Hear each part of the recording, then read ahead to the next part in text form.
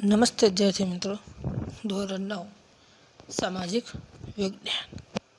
આજે આપણે નવા પ્રકરણની શરૂઆત કરવાની છે. પ્રકરણ 8. અગાઉ આપણે 2 પ્રકરણ જોઈએ, એક ઇતિહાસ, ભૂગોળ, અને હવે આપણે નાગરિક શાસ્ત્રનું એક પ્રકરણ જોવાનું છે. ભારતના રાજ્ય બંધારણનું ઘડતર અને લક્ષણો. આમાંથી અમુક મુદ્દા આપણે ધોરણ 8ની અંદર અભ્યાસ કરી ગયેલા છે. બંધારણનું ઘડતર કેવી રીતના કરવામાં આવ્યું, આવી મોટાભાગના મુદ્દાઓ વિશે આપણે અભ્યાસ કરી ચૂક્યા છીએ. તો પ્રકરણનું પહેલા મુદ્દાની આપણે શરૂઆત કરીએ. બંધારણ એટલે શું? વિદ્યાર્થી મિત્રો ધ્યાન આપો. આપણે જ્યારે સ્કૂલમાં અભ્યાસ કરતા હોઈએ ત્યારે સ્કૂલની અંદર ઘણા બધા નીતિ નિયમો હોય છે. એ નીતિ નિયમોનું આપણે પાલન કરવું પડતું હોય છે. સમયસર સ્કૂલમાં પહોંચવું, લેસન લાવવું, દરેક પિરિયડોનો અભ્યાસ કરવો, જે સ્કૂલના નીતિ નિયમો છે એ નીતિ નિયમોનું પાલન આપણે કરવું જ પડે છે. જો આપણે સ્કૂલમાં કોઈપણ પ્રકારના નીતિ નિયમો ન હોય તો શું થાય? તો સ્કૂલનું આયોજન ન થાય. દાખલા તરીકે કોઈ સમયસર વિદ્યાર્થી સ્કૂલમાં ના આવે, ગણવેશમાં ના આવે, લેસન ન લાવે, આવી પરિસ્થિતિનું નિર્માણ પામે અને યોગ્ય આયોજન ન થાય. તો એ જ રીતે આપણા ભારત દેશને ચલાવવા માટે ભારત દેશની અંદર કેવા કાયદા ઘડવા, કાયદાની અંદર કેવી રીતના સુધારો કરવો વગેરે પ્રકારના નીતિ નિયમો બનાવવામાં આવેલા હોય છે. અને આ નીતિ નિયમોના આધારે જ સરકારને કામ કરવાનું હોય છે. તો આપણે જોઈએ તો બંધારણ એટલે શું? તો કોઈપણ દેશનું શાસન ચલાવવા માટે ઘડવામાં આવેલા નિયમોને વ્યવસ્થિત સંગ્રહને બંધારણ કહેવામાં આવે છે. તો કોઈપણ દેશનું શાસન ચલાવવા માટે ઘડવામાં આવેલા નિયમોના વ્યવસ્થિત સંગ્રહને દેશનું બંધારણ કહેવામાં આવે છે. વિદ્યાર્થી મિત્રો જુઓ, કોઈપણ દેશ હોય એનું શાસન ચલાવવું હોય અને એ શાસન ચલાવવા માટે જે નિયમો ઘડવામાં આવેલા હોય છે અને આ નિયમોના વ્યવસ્થિત સંગ્રહને શું કહેવામાં આવે છે? બંધારણ. તો બંધારણની અંદર શું હોય છે? દેશને કેવી રીતના ચલાવવું, દેશની અંદર કેવા કાયદાઓ ઘડવા, સરકારે કેવા કાર્યો કરવા, આવી દરેક પ્રકારની માહિતી બંધારણની અંદર આપવામાં આવેલી હોય છે. અને સરકારને આ બંધારણના આધારે દેશનો વહીવટ કરવાનો હોય છે. સરકાર બંધારણના ઉપર જઈને કોઈ પણ કાર્ય કરી શકતી નથી. તો પરીક્ષામાં આ એક ગુણમાં પૂછાય છે કે બંધારણ એટલે શું? તો બંધારણ એટલે કે કોઈપણ દેશનું શાસન ચલાવવા માટે ઘડવામાં આવેલા નિયમોના વ્યવસ્થિત સંગ્રહને દેશનું બંધારણ કહેવામાં આવે છે. તો અગાઉ મેં તમને જે ઉદાહરણ આપ્યું એના આધારે ખ્યાલ આવી ગયો હશે આપણને કે બંધારણ એટલે શું. તો જેમાં દેશના જે નીતિ નિયમો છે એ નીતિ નિયમોનો સંગ્રહ બંધારણમાં કરવામાં આવ્યો છે. પણ આ બંધારણનું મહત્ત્વ શું છે? શા માટે બંધારણ ઘડવામાં આવ્યું? તો બંધારણના મહત્ત્વની આપણે વાત કરીએ તો બંધારણ દેશનો પાયાનો દસ્તાવેજ છે. પરીક્ષામાં એક પ્રશ્ન પૂછાશે કે ખાલી જગ્યા દેશનો પાયાનો દસ્તાવેજ છે. તો શું છે? બંધારણ. બંધારણ એ આપણા જે દેશ છે દેશનો પાયાનો દસ્તાવેજ કહેવામાં આવે છે. કારણ કે બંધારણના આધારે જ દેશનો વહીવટ ચલાવવામાં આવે, કાયદો પણ બંધારણના આધારે જ ઘડવામાં આવે છે. આગળનો મુદ્દો આપણે જોઈએ તો બંધારણની જોગવાઈઓના આધારે જ દેશમાં કાયદો ઘડવામાં આવે છે. મેં તમને હમણાં કહ્યું પ્રમાણે કે બંધારણની અંદર જે જોગવાઈઓ આપવામાં આવેલી હોય એના આધારે જ દેશમાં કાયદો ઘડવામાં આવે છે. બંધારણની ઉપર જઈને કોઈ કાયદો ઘડી શકાતો નથી અને કદાચ ઘડે તો સુપ્રીમ કોર્ટ આવા કાયદાને શું કરે છે? રદ કરે છે. એટલે કે બંધારણની અંદર જે જોગવાઈઓ આપવામાં આવેલી છે, એટલે કે જે માહિતી આપવામાં આવેલી છે એના જ આધારે દેશમાં કાયદો ઘડવામાં આવે છે. અને એટલા માટે કહેવામાં આવ્યું છે કે બંધારણ કાયદાઓથી સર્વોપરી છે. તો જે બંધારણ જે છે એ બંધારણ કાયદાઓથી સર્વોપરી છે. એટલે કે બંધારણને આપણે શ્રેષ્ઠ સ્થાન આપ્યું છે. બંધારણની ઉપર કોઈ પણ વ્યક્તિ નથી, કોઈ પણ સરકાર નથી. કોઈ પણ સરકારો કે વ્યક્તિ હોય એને બંધારણના આધારે દેશનું વહીવટ ચલાવવું પડે છે. એના આધારે જ કાયદો ઘડવો પડે છે. પરીક્ષામાં એવું પણ પૂછાય, આ પણ તમારે ગુણમાં પૂછાય છે કે બંધારણ એટલે શું? બરાબર છે. આપણે જોઈએ કે બંધારણનું મહત્ત્વ, તો બંધારણ દેશનો પાયાનો દસ્તાવેજ છે અને બંધારણની જોગવાઈના આધારે જ દેશમાં કાયદો ઘડવામાં આવે છે અને બંધારણ કાયદાઓથી પણ કેવું છે, સર્વોપરી છે. હવે આ પ્રકરણનો પહેલા મુદ્દાની આપણે શરૂઆત કરીએ. બંધારણ ઘડતરની પ્રક્રિયા, એટલે કે આપણા ભારત દેશનું જે બંધારણ જે છે એ બંધારણ કેવી રીતે ઘડવામાં આવ્યું. તો ધ્યાન આપો, પરીક્ષાની અંદર સવિસ્તારમાં પૂછાઈ શકે છે. એટલે કે આ જે પ્રશ્ન જે છે એ પ્રશ્ન 5 ગુણમાં પૂછાઈ શકે છે, એટલે યાદ રાખવાનું સવિસ્તાર પ્રશ્નની અંદર. બરાબર છે. શરૂઆત આપણે કરીએ તો કેબિનેટ મિશને ભારતના બંધારણના ઘડતર અંગેનું માળખું ઘડવા માટે બંધારણ સભાની રચના કરી. તો જે બ્રિટન એટલે કે ઇંગ્લેન્ડથી કેબિનેટ મિશન ભારતમાં આવ્યું અને ભારત દેશની અંદર બંધારણ કેવી રીતના ઘડવું એ માટે માળખું ઘડ્યું અને એ માટે બંધારણ સભાની શું કરવામાં આવી, રચના કરવામાં આવી. અને આ બંધારણ સભાએ ભારત દેશનું બંધારણ આપણને ઘડીને આપ્યું. પણ આ બંધારણ સભાની રચના કોણે કરી હતી? કેબિનેટ મિશને. તો પરીક્ષામાં પ્રશ્ન પૂછાય 1 ગુણમાં એવો કે બંધારણ સભાની રચના કોણે કરી હતી? કેબિનેટ મિશને. તો કેબિનેટ મિશને ભારત દેશની અંદર બંધારણ ઘડવા માટે બંધારણ સભાની શું કરી? રચના કરી. હવે બંધારણ સભાએ બંધારણ ઘડવાની શરૂઆત ક્યારથી કરી એના વિશે આગળ જોઈએ. તો બંધારણ ઘડવાની શરૂઆત 9 ડિસેમ્બર 1946ના દિવસે શરૂઆત કરી. તો બંધારણ સભાએ બંધારણ ઘડવાની શરૂઆત 9 ડિસેમ્બર 1946ના દિવસે એની શું કરી હતી? શરૂઆત કરી હતી. તો ધ્યાન આપજો, પરીક્ષામાં ખાલી જગ્યાએ એવું પૂછાતું હોય છે કે બંધારણ ઘડવાની શરૂઆત ક્યારથી થઈ હતી? તો 9 ડિસેમ્બર 1946. આ યાદ રાખવાનું છે ખાસ પરીક્ષા માટે, મોસ્ટ ટાઈમ છે કે બંધારણ ઘડવાની શરૂઆત 9 ડિસેમ્બર 1946ના દિવસે બંધારણ ઘડવાની શરૂઆત કરવામાં આવી હતી. કઈ તારીખે? 9 ડિસેમ્બર 1946ના દિવસે.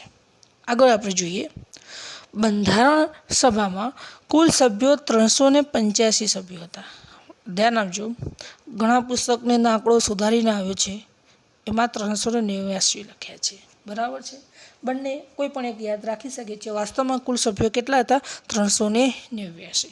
બરાબર છે. પણ બંનેમાંથી કોઈ પણ એક યાદ રાખીએ તો પણ સાચું આવે. બરાબર, એટલા માટે મેં બંને લખ્યા છે.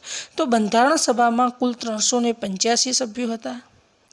તો બંધારણ સભામાં કુલ 385 સભ્યો હતા. હવે કયા કયા સભ્યો હતા?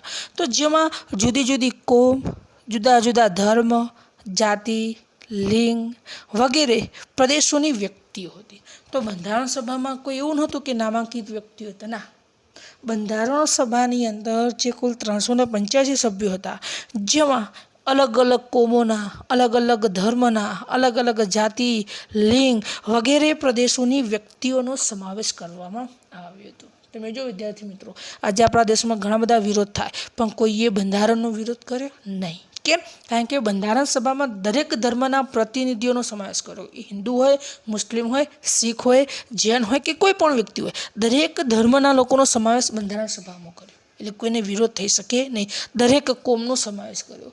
કોઈ પણ જાતિ હોય, લિંગ હોય, દરેકનો સમાવેશ આપણે બંધારણ સભામાં કર્યો. અને એમ થઈને કુલ કેટલા સભ્યો હતા? 385.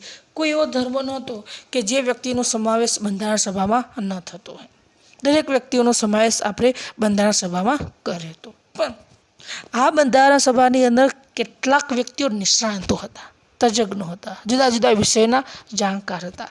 જેમાં જવાહરલાલ નહેરુ, સરદાર વલ્લભભાઈ પટેલ, મૌલાના અબુલ કલામ આઝાદ, શ્યામ પ્રસાદ મુખર્જી, HP મોદી, ફ્રેન્ક એન્થની, કનૈયાલાલ મુનશી વગેરે જેવા બંધારણ સભાની અંદર શું હતા? નિષ્ણાતો હતા. એ સિવાય બંધારણ સભાની અંદર કેટલીક સ્ત્રી સભ્યો પણ હતી. સ્ત્રી સભ્યોની આપણે વાત કરીએ તો સ્ત્રી સભ્યોમાં સરોજિની નાયડુ અને વિજયાલક્ષ્મી પંડિતનો સમાવેશ થાય છે. તો તો સ્ત્રી સભ્યોમાં સરોજિની નાયડુ અને વિજયાલક્ષ્મી પંડિતનો સમાવેશ થાય છે. તો બંધારણ સભાની અંદર કેટલાક નિષ્ણાતો હતા, જુદા જુદા વિષયોના જાણકાર હતા. એવું નથી કે લોકો ભેગા થઈને બંધારણ ઘડી નાખશે, ના, કેટલાક તજજ્ઞો નિષ્ણાતો પણ હોવા જોઈએ જે જુદા જુદા વિષયોના જાણકાર હોય. અને એટલા માટે જવાહરલાલ નહેરુ, સરદાર વલ્લભભાઈ પટેલ, મૌલાના અબુલ કલામ આઝાદ, શ્યામપ્રસાદ મુખર્જી, HP મોદી, ફ્રેન્ક એન્થની, કનૈયાલાલ મુનશી વગેરે જેવા એ સિવાય સ્ત્રી સભ્યોની અંદર સરોજિની નાયડુ અને વિજયાલક્ષ્મી પંડિતનો પણ સમાવેશ થાય છે. પરીક્ષામાં એવું પૂછાય, આમાં 1 માર્ક્સમાં આ પૂછાય કે બંધારણ સભામાં કઈ સ્ત્રી સભ્યોનો સમાવેશ થાય છે. યાદ રાખજો, બંધારણ સભામાં કઈ સ્ત્રી સભ્યોનો સમાવેશ થાય છે? તો બંધારણ સભાની અંદર સરોજિની નાયડુ અને વિજયાલક્ષ્મી પંડિતનો સમાવેશ થાય છે. આગળ આપણે જોઈએ, બંધારણ ઘડતા 2 વર્ષ 11 મહિના અને 18 દિવસ જેટલો સમય લાગ્યો હતો. જો વિદ્યાર્થી મિત્રો, આપણું બંધારણ કેટલું લાંબુ હતું. નાનામાં નાની બાબતનું ધ્યાન રાખ્યું છે બંધારણમાં, કારણ કે બંધારણની અંદર આપણે એવા નીતિ નિયમો ઘડવાના હતા જેના કારણે દેશનો વિકાસ થઈ શકે, દેશને કલ્યાણ રાજ્ય બનાવી શકે. અને એટલા માટે નાનામાં નાની બાબતોનું આપણે ધ્યાન રાખ્યું છે. અને એટલા માટે બંધારણ ઘડતા 2 વર્ષ 11 મહિના એટલે કે 11 માસ અને 18 દિવસ જેટલો સમય લાગ્યો હતો. પરીક્ષામાં વારંવાર આ પ્રશ્ન પૂછાતો હોય છે વિદ્યાર્થી મિત્રો કે બંધારણ ઘડતા કેટલો સમય લાગ્યો? તો 2 વર્ષ 11 મહિના અને 18 દિવસ જેટલો સમય લાગ્યો હતો. આની અંદર આપણી કોઈ ભૂલ ન થાય, ધ્યાન રાખવી જરૂરી છે. 3 વર્ષ કે 4 વર્ષ ન થાય, એટલે 2 વર્ષ 11 મહિના અને 18 દિવસ જેટલો સમય લાગ્યો હતો. આગળ આપણે જોઈએ, બંધારણ ઘડતા 166 જેટલી બેઠકો. ધ્યાન આપજો, બંધારણ ઘડ્યું ત્યાં સુધી કુલ કેટલી બેઠકો યોજાઈ? 166 અને 11 જેટલા, ધ્યાન આપજો વિદ્યાર્થી મિત્રો, 11 જેટલા તો સત્ર યોજાયા હતા.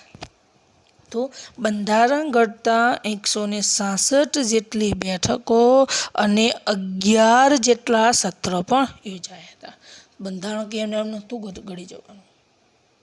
166 જેટલી તો બેઠકો યોજાઈ અને 11 તો સત્ર એટલે અલગ અલગ. અત્યારે આપણે સંસદની અંદર અલગ અલગ સત્ર બોલાય છે, બજેટ સત્ર, શિયાળુ સત્ર, મોન્સૂન એટલે કે ચોમાસું સત્ર, અલગ અલગ સત્ર બોલાય છે. તો આવા કુલ કેટલા સત્ર બોલાવ્યા હતા? 11 જેટલા તો સત્ર બોલાયા હતા. હવે પરીક્ષામાં આટલો જે મુદ્દા છે 2 માર્ક્સમાં પૂછાય. કેવી રીતના? કે બંધારણ ઘડતા કુલ કેટલો સમય લાગ્યો અને બંધારણની અંદર કુલ બેઠકો અને કુલ સત્ર કેટલા હતા? આ રીતે પ્રશ્ન પૂછાઈ શકે છે. બરાબર છે?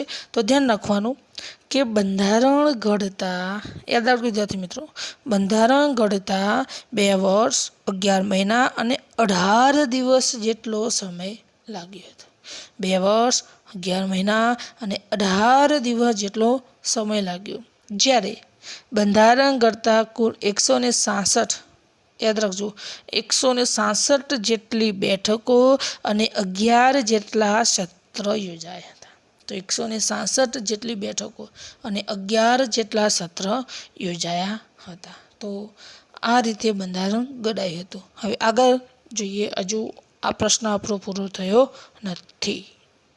આગળ આપણે જોઈએ તો બંધારણમાં પ્રથમ 395 અનુચ્છેદ અને 8 પરિશિષ્ટ હતા. આપણે દાખલા તરીકે કોઈ પુસ્તક હોય તો પુસ્તકના અલગ અલગ ભાગ હોય. દાખલા તરીકે આપણો ઇતિહાસ, સામાજિક વિજ્ઞાન, તો એમાં કેટલા ભાગ હોય છે? કેટલાક પ્રકરણ ઇતિહાસના હોય, કેટલાક ભૂગોળના હોય, કેટલાક નાગરિક શાસ્ત્રના હોય, કેટલાક અર્થશાસ્ત્રના પણ હોય છે. તો આને અલગ અલગ વિભાગો કહેવાય. તો એ રીતે આપણા બંધારણના પણ અલગ અલગ વિભાગો પાડવામાં આવ્યા હતા. તો જેમાં બંધારણમાં પ્રથમ 395 અનુચ્છેદ હતા અને 8 પરિશિષ્ટ હતા. ત્યારબાદ આપણા બંધારણની અંદર કેટલાક સુધારા વધારા કર્યા. ધ્યાન આપજો. ત્યારબાદ બંધારણમાં કેટલાક સુધારા વધારા કરવામાં આવ્યા, જેમાં 461 અનુચ્છેદ, કેટલા? 461 જેટલા અનુચ્છેદ અને 12 જેટલા પરિશિષ્ટ કરવામાં આવ્યા. તો જ્યારે આપણે બંધારણ ઘડ્યું એ વખત 395 અનુચ્છેદ અને 8 પરિશિષ્ટ હતા. પણ આપણું બંધારણ જે છે એ સમય પ્રમાણે એમાં સુધારા વધારા કરી શકાય છે. તો સમય પ્રમાણે આપણા બંધારણની અંદર સુધારા વધારા થયા અને ત્યારબાદ ભારત દેશમાં આજે બંધારણમાં કુલ 461 અનુચ્છેદ છે અને 12 જેટલા પરિશિષ્ટ કરવામાં આવ્યા. કારણ કે બંધારણ એ સમયમાં આપણે ઘડ્યું હતું. સમય પ્રમાણે બંધારણની અંદર સુધારા થવા જરૂરી છે, જેમાં અનુચ્છેદમાં વધારો ઘટાડો થાય, પરિશિષ્ટમાં પણ વધારો ઘટાડો થઈ શકે છે. પણ આમાં આપણે સિમ્પલી આ 2 લાઈન આપણે યાદ ન રાખ્યું તો આટલું યાદ રાખી શકીએ છીએ કે આજે આપણા બંધારણમાં 461 અનુચ્છેદ અને 12 જેટલા પરિશિષ્ટ થયા છે. બસ આટલી લાઈન પણ આપણે યાદ રાખી શકીએ છીએ. પહેલાં કેટલા હતા યાદ ન રાખવું હોય તો પણ ચાલે. આગળ આપણે જોઈએ 26 નવેમ્બર 1949ના રોજ બંધારણ ઘડવાનું કામ શું થયું? પૂર્ણ થયું. ધ્યાન આપો, શું થયું? પૂર્ણ થયું. તો 26 નવેમ્બર યાદ રાખજો, 26 નવેમ્બર 1949ના રોજ બંધારણ ઘડવાની કામગીરી શું થઈ? પૂર્ણ થયું. અને બંધારણ સભાએ બંધારણને શું કર્યું? પસાર કર્યું. પસાર કર્યું એટલે કે બંધારણ ઘડવાની કામગીરી શું થઈ ગઈ? પૂર્ણ થઈ ગઈ. અને 26 જાન્યુઆરી 1950માં બંધારણનો શું આવ્યો? અમલ કરવામાં આવ્યો અને ત્યારથી ભારત દેશ શું બન્યો? પ્રજાસત્તાક. અને જ્યારે 26મી જાન્યુઆરી આવે છે ત્યારે આપણે દિવસને પ્રજાસત્તાક દિન તરીકે આપણે ઉજવીએ છીએ. હવે જુઓ, આ 2 ડેટ આપણને યાદ રાખવાની છે ખાસ, કે બંધારણ ઘડવાની કામગીરી ક્યારે પૂર્ણ થઈ એવું પૂછાય, અથવા બંધારણ સભાએ બંધારણને ક્યારે પસાર કર્યું, તેના જે અમલ કર્યું નથી પૂછ્યું, ક્યારે પસાર કર્યું. તો 26 નવેમ્બર 1949ના રોજ બંધારણ ઘડવાનું કામ શું થયું? પૂર્ણ થયું. એટલે કે બંધારણ સભાએ બંધારણને પસાર કર્યું એટલે કે બંધારણ ઘડવાની કામગીરી શું થઈ? પૂર્ણ થઈ. પણ એવું પૂછાય કે ભારત દેશમાં બંધારણનો અમલ ક્યારે આવ્યો? તો 26 જાન્યુઆરી 1950. 26 જાન્યુઆરી 1950માં બંધારણનો અમલ કરવામાં આવ્યો. બરાબર છે. એટલે સિમ્પલ એક વસ્તુ યાદ રાખવાની, બંનેમાં 26 તારીખ છે પણ મહિના અને વર્ષ અલગ અલગ છે.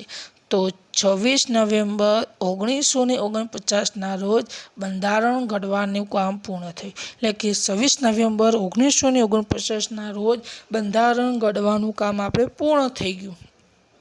પણ 26 જાન્યુઆરી 1950માં બંધારણનો અમલ કરવામાં આવ્યો અને ત્યારથી ભારત દેશ શું બન્યો? પ્રજાસત્તાક બન્યો.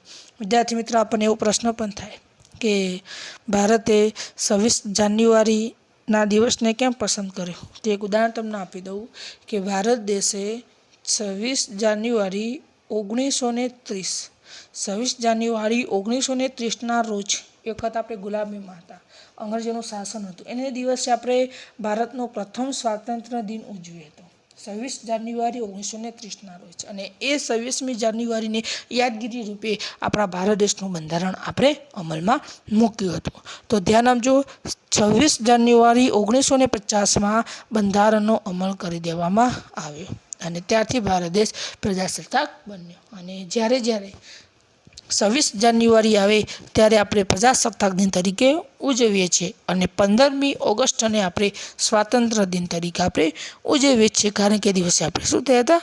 આઝાદ થયા. અને ભારત દેશ કઈ તારીખે પ્રજાસત્તાક બન્યો? 26 જાન્યુઆરી 1950ના દિવસે. આગળ આપણે જોઈએ, બંધારણ સભાએ રાષ્ટ્રીય ચિહ્ન તરીકે 4 સિંહ.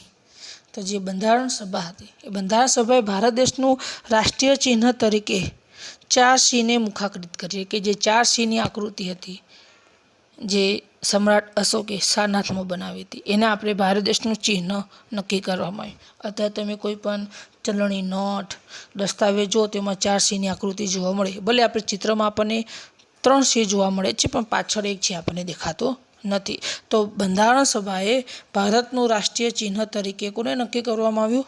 4 સિંહ. અને જ્યારે ભારત દેશનું રાષ્ટ્રીય સૂત્ર તરીકે સત્યમેવ જયતે ઘોષિત કરવામાં આવ્યા. તો જે ભારત દેશ જે છે, ભારત દેશનું રાષ્ટ્રીય ચિહ્ન 4 સિંહ. તમે જુઓ, તમે વિદેશમાં જાઓ, કોઈ પણ જગ્યાએ જાઓ, જ્યાં ભારત દેશની કચેરી હોય ત્યાં 4 સિંહની આકૃતિ હોય જ છે. चार सी बता समझी लो कि इंडिया भारत एटले के हिंदुस्तान है। तो परीक्षा में प्रश्न पूछाय कि भारत देशनी अंदर बंधारण राष्ट्रीय चिन्ह और सूत्र तरीके शानो समावेश करवामां आव्यो। तो बंधारण सभाए राष्ट्रीय चिन्ह तरीके 4C याद रखजो विद्यार्थी मित्रों, राष्ट्रीय चिन्ह तरीके 4C अने राष्ट्रसूत्र तरीके सत्यमेव जयते। तमे जो 4C नी आकृति हशे ते नीचे लखेलुं हशे संस्कृत में सत्यमेव जयते। आपणा भारत देशनुं राष्ट्रीय शुं छे सूत्र छे। आगळ आपणे जोईए बंधारण ज्यारे घडवानी शरूआत थई त्यारे ए समयमां बंधारण सभाना अध्यक्ष डॉक्टर राजेन्द्र प्रसाद हता। आखुं जे बंधारण जे सभा हती ए बंधारण सभाना अध्यक्ष डॉक्टर राजेन्द्र प्रसाद हता। ज्यारे जे खड़ा समिति जे छे खड़ा समितिना अध्यक्ष डॉक्टर भीमराव आंबेडकर हता।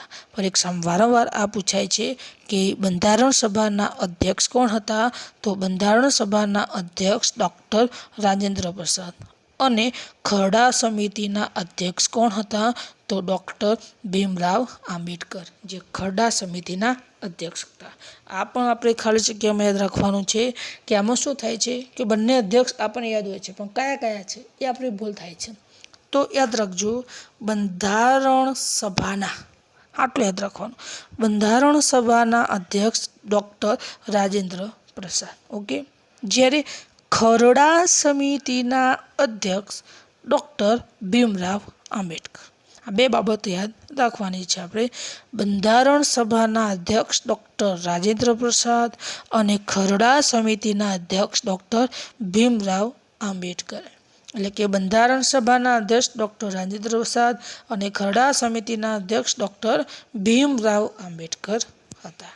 आज आपणे जोईए तो भारतनुं बंधारण विश्वनुं सौथी मोटुं अने लिखित दस्तावेज छे एटले के विश्वनी अंदर सौथी मोटुं बंधारण भारत देशनुं छे ने पण कया स्वरूपमां छे, लेखित स्वरूपमां छे। तो आमांथी नाना नाना पॉइंट याद राखो એટલે मुद्दो तैयार थई जशे। बंधारण घडवानी शरूआत 9 डिसेम्बर 1946 ना दिवसे। बंधारण घडवानी कामगीरी पूर्ण क्यारे थई 26 नवेम्बर 1949 ना रोज। बंधारणनो अमल क्यारे आव्यो 26 जान्युआरी 1950 में। पूर्ण क्यारे थयुं 26 नवेम्बर 1949 अने अमल 26 जान्युआरी 1950 ना दिवसे बंधारणनो अमल। आ बे बाबत आपणे खास याद राखवानी छे। बंधारण सभाना अध्यक्ष डॉक्टर राजेन्द्र प्रसाद अने खड़ा समितिना अध्यक्ष डॉक्टर भीमराव आंबेडकर हता। हवे आगळना प्रश्न एटले के आगळना मुद्दा तरफ जोईए। आमुख एटले शुं? परीक्षामां प्रश्न पूछाय कि आमुख एटले शुं? हवे आपणे आमुख ए पहली वखत आपणे नाम सांभळीए छीए पण एने आपणे स्पष्ट गुजरातीमां जोईए तो प्रस्तावना। आपणे कोईपण प्रकरण शरूआत थाय तो एनी शरूआतमां शुं होय छे? प्रस्तावना। पाठनी मोटी मोटी माहिती आपणे प्रस्तावनामां प्राप्त थई जाय छे। प्रस्तावना वांचीए त्यारे आपणे ख्याल आवी जाय छे के आ पाठ कोना विषे छे, पाठ शुं कहेवा मागे छे। तो आमुख एटले के प्रस्तावना। तो परीक्षा प्रश्न पूछे आमुख एटले शुं? तो बंधारणनी शरूआत आमुखथी ज थाय छे। आपणे मैं तमने हमणां ज कह्युं के कोईपण प्रकरणनी शरूआत थाय तो शानाथी थाय छे? एनी प्रस्तावना। शरूआतमां प्रस्तावना होय अने पछी धीरे धीरे प्रकरणनी शरूआत थाय छे। तो ए ज रीते आपणुं जे बंधारण छे बंधारणनी शरूआत आमुखथी थाय। आमुख एटले के प्रस्तावना। तो बंधारणनी शरूआत आमुखथी थाय छे। याद राखजो विद्यार्थी मित्रों, बंधारणनी शरूआत आमुखथी थाय छे। बीजुं અને એટલા માટે આમુખને બંધારણનો શું કયો છે? આત્મા કયો છે। હવે આત્મા કેમ કયો એનું એક ઉદાહરણ તમને આપી દઉં કે બંધારણ વિશ્વનું સૌથી લાંબુ અને સૌથી મોટું બંધારણ ભારતનું છે લેખિત સ્વરૂપમાં। હવે આવડા મોટા બંધારણનો આપણે અભ્યાસ કેવી રીતના કરી શકીએ? બંધારણ વાંચતા કેટલો સમય લાગે? પણ આપણે જો આમુખનો અભ્યાસ કરીએ તો આપણને આપણા બંધારણ વિશેની માહિતી આપણને ઝડપથી શું થઈ જાય છે? પ્રાપ્ત થઈ જાય છે। એના કારણે આપણે આખું બંધારણ વાંચવાની જરૂરિયાત નથી। આપણા બંધારણનો જે સાર છે એ સાર શામાં આપી દીધેલો છે? આમુખમાં। એટલે આપણે આમુખનો અભ્યાસ કરીશું એટલે પછી આખું બંધારણ વાંચવાની જરૂરિયાત નથી। એક ઉદાહરણ તમને આપ્યું તો યાદ રાખજો ખાસ, બંધારણની શરૂઆત આમુખથી થાય છે અને આમુખ એ બંધારણનો શું છે? આત્મા છે. આમુખ બંધારણનો શું છે? આત્મા છે. 1976 આ ડેટ યાદ રાખવાની છે ખાસ. આ બે ખાલી જગ્યામાં આવશે તમારે એક ગુણમાં કે બંધારણની શરૂઆત ખાલી જગ્યાથી થાય છે તો આમુખથી.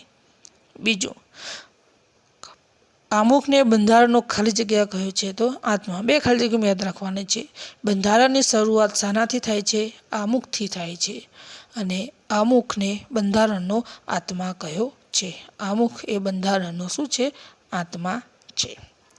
તો 1976માં 42મો બંધારણીય સુધારો કરવામાં આવ્યો. તો ઈસવીસન 1976માં 42મો બંધારણીય સુધારો કર્યો. તો 1976માં જે સુધારો કર્યો એ બંધારણની અંદર કયા નંબરનો સુધારો હતો?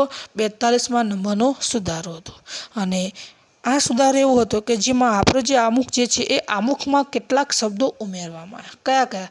તો આમુખની અંદર સાર્વભૌમ શબ્દ પછી સમાજવાદી, બિનસાંપ્રદાયિક, રાષ્ટ્રીય એકતા અને રાષ્ટ્રીય અખંડિતતા જેવા શબ્દો આમુખની અંદર શું કરવામાં આવ્યા?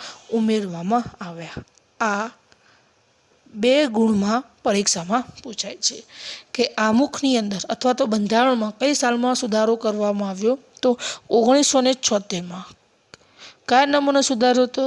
42માં. એવું પૂછાય કે 42મા નંબરનો સુધારો કઈ સાલમાં કરવામાં આવ્યો? 1976માં. તો પરીક્ષામાં પ્રશ્ન એવો પણ પૂછાય કે 1976માં જે બંધારણની અંદર જે સુધારો કરવામાં આવ્યો એ સુધારાની અંદર કયા શબ્દો ઉમેરવામાં આવ્યા? તો સમાજવાદી, બિનસાંપ્રદાયિક, રાષ્ટ્રીય એકતા, રાષ્ટ્રીય અખંડિતતા જેવા શબ્દો ઉમેરવામાં આવ્યા. અગાઉના મુદ્દાની અંદર દરેક મુદ્દાનો અભ્યાસ કરવાનો છે. પરીક્ષામાં આવશે, યાદ રાખવાનું છે. મોસ્ટ આઈએમપી છે કે 1976ના 42મા બંધારણીય સુધારામાં કયા શબ્દો ઉમેરવામાં આવ્યા આમુખમાં? તો સમાજવાદી, બિનસાંપ્રદાયિક, રાષ્ટ્રીય એકતા, રાષ્ટ્રીય અખંડિતતા જેવા શબ્દો ઉમેરવામાં આવ્યા. તો 42મા બંધારણીય સુધારાની અંદર આ શબ્દો ઉમેરવામાં આવ્યા. આગળ આપણે જોઈએ તો આજે આમુખ બંધારણના મૂળભૂત હેતુઓ, ધ્યેયો, આદર્શો અને સિદ્ધાંતોની વાચા આપે છે. તો આપણા બંધારણના ધ્યેયો કયા છે? બંધારણના હેતુઓ કયા? એના આદર્શો કયા છે? શા માટે બંધારણ ઘડવામાં આવ્યું? આવી દરેક પ્રકારની માહિતી આપણને આમુખમાંથી જ પ્રાપ્ત થાય છે. એટલા માટે આ દરેક માહિતીની વાચા કોણ આપે છે? આમુખ આપે છે. અને એટલા માટે આમુખ બંધારણના ઉદ્દેશ્યો થકી ભારતમાં કલ્યાણ રાજ સ્થાપિત કરવામાં આવે છે. તો આમુખ જે છે એ આમુખ બંધારણના જે ઉદ્દેશ્યો જે છે ને એ ઉદ્દેશ્યથી જ આપણા ભારતમાં કલ્યાણ રાજ્ય સ્થાપિત કરવામાં આવશે. તો આમુખનો ઉદ્દેશ્ય કયો છે? તો ભારત દેશની અંદર કયું રાજ્ય સ્થાપવું? કલ્યાણ રાજ્ય સ્થાપવું. કયું રાજ્ય? કલ્યાણ રાજ્ય સ્થાપવું. જેથી કરીને ભારત દેશની દરેક લોકોનો શું થાય? વિકાસ થાય. આમ આમુખ દ્વારા બંધારણના ઘડવૈયાઓના માણસનો પરિચય થાય છે. તો આમ આમુખની અંદર જે માહિતી આપી એના દ્વારા આપણને ખ્યાલ આવે કે આપણા બંધારણના ઘડવૈયાના જે માણસો હતા એમના વિચારો કેવા હતા, એમનો પરિચય આપણને આ આમુખના અભ્યાસ કરવાથી થાય છે. તો એટલા માટે લાસ્ટ લાઈન કહેવામાં આવી છે કે આમ આમુખ દ્વારા આપણને બંધારણના જે ઘડવૈયાઓ એટલે કે બંધારણ ઘડતરની અંદર જે લોકો હતા એ લોકોનો જે માણસનો પરિચય આપણને આમુખ દ્વારા થાય છે. કારણ કે આમુખની અંદર જે ઉચ્ચ વિચારો આપ્યા એ કોના કારણે આપણને પ્રાપ્ત થયા છે? બંધારણના ઘડવૈયાઓના કારણે જ. મોસ્ટ આઈએમપી પ્રશ્ન આપણે જોવાનો છે. પરીક્ષામાં વારંવાર પૂછાય છે આમુખનું મહત્ત્વ જણાવો. બરાબર છે? 3 ગુણની અંદર આ પ્રશ્ન પૂછાતો હોય છે. મોસ્ટ આઈએમપી છે, યાદ રાખજો. આમુખનું મહત્ત્વ શું છે? આમુખ વિશે તો આપણે ભણી ગયા. એને બંધારણનો આત્મા કયો છે? બંધારણની શરૂઆત આમુખથી થાય છે. એનું મહત્ત્વ શું છે? તો આપણે જોઈએ. તો આમુખને બંધારણનો આત્મા કયો છે આપણે જોઈ ગયા. હવે જોઈએ કે આમુખનું મહત્ત્વ શું છે. તો કોઈ કાયદાના ઘડતરમાં તથા તેને પૂરી રીતે સમજવામાં કે અર્થઘટનમાં માર્ગદર્શન મળે છે. તો ધ્યાન આપો વિદ્યાર્થી મિત્રો.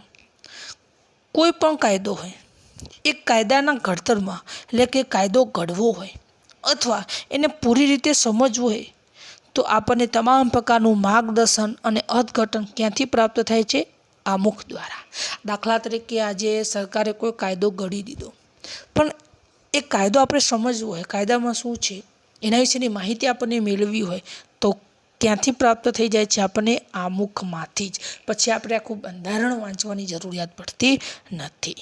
તો કોઈ પણ કાયદાના ઘડતરમાં, એટલે કે કોઈ પણ કાયદો ઘડવો હોય તથા તેને પૂરી રીતે સમજવું હોય, એટલે કે કાયદાને પૂરી રીતે સમજવું હોય કે એનું અર્થઘટન કરવું હોય, ત્યારે આપણને માર્ગદર્શન કોણ આપે છે? આમુખ આપે છે. તો કોઈ પણ કાયદો ઘડવો હોય કે કાયદાને સમજવો હોય ત્યારે આપણને આમુખ આપણને શું આપે છે? માર્ગદર્શન આપે છે. અને એના દ્વારા આપણે કાયદાને સમજી શકીએ છીએ. અને આ જ માર્ગદર્શન દ્વારા સરકાર કાયદાને ઘડી શકે છે. આગળ, કોઈ કાયદો ઘડવા પાછળ સંસદની નીતિ શું છે તે જાણવા આમુખ મદદરૂપ થાય છે. ધ્યાન આપજો વિદ્યાર્થી મિત્રો, સરકારે કોઈ કાયદો ઘડી દીધો, બરાબર છે, પણ એ કાયદો ઘડવા પાછળ સંસદની નીતિ શું છે? તો સંસદે શા માટે આ કાયદો ઘડ્યો? આપણને ખબર છે કાયદાઓ બધા ક્યાં ઘડાય? સંસદમાં જ ઘડાય. પણ આ કાયદા ઘડવા પાછળ સંસદની નીતિ શું છે એ જાણવામાં આમુખ આપણને શું કરે છે? મદદરૂપ થાય છે. દાખલા તરીકે સંસદે કોઈ કાયદો ઘડી દીધો, પણ શા માટે કાયદો ઘડ્યો? આ કાયદો ઘડવા પાછળ શું નીતિ છે? તો નીતિ જાણવામાં આપણને મદદરૂપ કોણ થાય છે? આમુખ આપણને મદદરૂપ કરે છે. કોઈ પણ કાયદો હોય, એ કાયદો ઘડવા પાછળ સંસદની શું નીતિ છે, આ માહિતી આપણને ક્યાંથી પ્રાપ્ત થાય છે? આમુખથી જ. આગળ આપણે જોઈએ, કયા પ્રકારની મુશ્કેલીઓ નિવારવા માટે કાયદો ઘડવામાં આવ્યો છે તેની માહિતી પણ આમુખમાંથી સ્પષ્ટ થાય છે. ધ્યાન આપજો વિદ્યાર્થી મિત્રો, કે કોઈ કાયદો ઘડ્યો, પણ એ કાયદો કઈ મુશ્કેલી નિવારવા માટે ઘડવામાં આવ્યો એની માહિતી પણ આમુખમાંથી જ પ્રાપ્ત થાય છે. દાખલા તરીકે સરકારે કોઈ કાયદો ઘડી દીધો, ઓકે, અને એ કાયદો કઈ મુશ્કેલી નિવારવા માટે ઘડવામાં આવ્યો છે એની માહિતી પણ આપણને ક્યાંથી પ્રાપ્ત થાય? આમુખમાંથી જ પ્રાપ્ત થાય છે. દાખલા તરીકે સરકારે 2 વર્ષ પહેલાં નોટબંધીનો કાયદો ઘડ્યો હતો, પણ આ નોટબંધી કઈ મુશ્કેલી નિવારવા માટે આ કાયદો ઘડ્યો? તો એના વિશેની માહિતી મેળવવી હોય તો આપણને ક્યાંથી પ્રાપ્ત થાય છે? આમુખમાંથી જ. એટલે કે કયા પ્રકારની મુશ્કેલીઓ નિવારવા માટે કાયદો ઘડવામાં આવ્યો છે તેની માહિતી આપણને આમુખમાંથી જ પ્રાપ્ત થાય છે. બરાબર છે. હવે આગળ આપણે જોઈએ તો આ જે મુદ્દો જે છે અલગ 2 ગુણના પ્રશ્ન તરીકે પૂછાય છે. યાદ રાખજો, અલગ 2 ગુણમાં પૂછાય છે. આટલો નાનો આ જે મુદ્દો છે એ, બરાબર, અલગ 2 ગુણમાં પૂછી શકે છે. તો કાયદાની કોઈ કલમમાં કે વિગતોમાં કોઈ અસ્પષ્ટતા હોય કે વિસંવાદિતા ઊભી થાય અથવા તો કાયદાનો હેતુ સ્પષ્ટ થતો ન હોય ત્યારે આમુખ કાયદાની કલમને સમજવામાં અને અર્થઘટન કરવામાં મદદરૂપ બને છે. ધ્યાન આપજો. તો કોઈ પણ કાયદો હોય એ કાયદાની કલમ કે વિગતોમાં અસ્પષ્ટતા હોય, એટલે કે કાયદામાં આપણને ખબર પડતી નથી કે શા માટે કાયદો ઘડ્યો, એની કોઈ ખબર પડતી નથી. આપણે એનાથી વિરોધ ઊભો થાય, વિસંવાદિતા એટલે કે વિરોધાભાસ, એનો વિરોધ ઊભો થાય, અથવા તો એ કાયદાનો હેતુ શા માટે ઘડવામાં આવ્યો એનો હેતુ સ્પષ્ટ ન થતો હોય ત્યારે આમુખ દ્વારા આપણે એ કાયદાની કલમને સમજવામાં અને અર્થઘટન કરવામાં આપણને શું પ્રાપ્ત થાય છે? મદદરૂપ બને છે. ઘણા એવા કાયદા એવા હોય છે કે અસ્પષ્ટ હોય છે, વિરોધાભાસ, એનો વિરોધો થતા હોય છે. એ કાયદાની કલમ આપણે સમજી શકતા નથી કે કાયદો શા માટે ઘડવામાં આવ્યો છે. તો આવા સમયની અંદર આમુખ દ્વારા જ એ કાયદાની કલમને સમજવામાં અને અર્થઘટન કરવામાં મદદરૂપ બને છે. તો યાદ રાખજો, કાયદાની કોઈ કલમમાં કે વિગતોમાં કોઈ અસ્પષ્ટતા કે વિસંવાદિતા એટલે કે વિરોધાભાસ ઊભી થાય અથવા કાયદાનો હેતુ સ્પષ્ટ થતો ન હોય ત્યારે આમુખ કાયદાની કલમને સમજવામાં અને અર્થઘટન કરવામાં મદદરૂપ બને. તો કોઈ કાયદો અસ્પષ્ટ હોય, એનો હેતુ સ્પષ્ટ ન થતો હોય ત્યારે આમુખ દ્વારા એ કાયદાની કલમને સમજવામાં અને અર્થઘટન કરવામાં આપણને આમુખ શું કરે છે? મદદ કરે છે. અને એટલા માટે લાસ્ટ મુદ્દે યાદ રાખો, એટલા માટે કહેવામાં આવ્યું છે કે આમુખ બંધારણની જોગવાઈઓને સમજવામાં હોકાયંત્રની ગરજ સારે છે. હવે હોકાયંત્રનું કામ કયું? સાચી દિશા આપવાનું. તો આમુખ પણ આપણને સાચી દિશા એટલે કે સાચું માર્ગદર્શન આપવાનું કામ કોણ કરે છે? આમુખ. એટલા માટે કહેવામાં આવ્યું છે કે આમુખ બંધારણની જોગવાઈઓને સમજવામાં હોકાયંત્રની ગરજ સારે છે. હોકાયંત્રનું કામ કયું? સાચી દિશા આપવાનું. એટલા માટે આમુખની સરખામણી કોની સાથે કરી છે? હોકાયંત્ર સાથે. કારણ કે આમુખ પણ આપણને સાચું માર્ગદર્શન અને સાચી દિશા આપે છે. પરીક્ષામાં પ્રશ્ન પૂછાશે, કારણ પૂછાશે કે આમુખ બંધારણની જોગવાઈઓને સમજવામાં હોકાયંત્રની ગરજ સારે છે. કારણ આપો. તો આ જ મુદ્દો લખવાનો આપણે. કારણ કે કાયદાની કોઈ કલમમાં કે વિગતોમાં કોઈ અસ્પષ્ટતા કે વિસંવાદિતા ઊભી થાય અથવા કાયદાનો હેતુ સ્પષ્ટ થતો ન હોય ત્યારે આમુખ કાયદાની કલમને સમજવામાં અને અર્થઘટન કરવામાં મદદરૂપ બને છે. એટલે કે કોઈ કાયદાની કોઈ કલમ હોય કે વિગતો હોય એ અસ્પષ્ટતા હોય, વિસંવાદિતા હોય, એનો હેતુ સ્પષ્ટ ન થતો હોય ત્યારે આમુખ દ્વારા જ આપણને કાયદાની કલમને સમજવામાં અને અર્થઘટન કરવામાં આપણને શું કરે છે? આમુખ મદદ કરે છે. અને એટલા જ માટે કહેવામાં આવ્યું છે કે આમુખ બંધારણની જોગવાઈઓને સમજવામાં હોકાયંત્રની ગરજ સારે છે.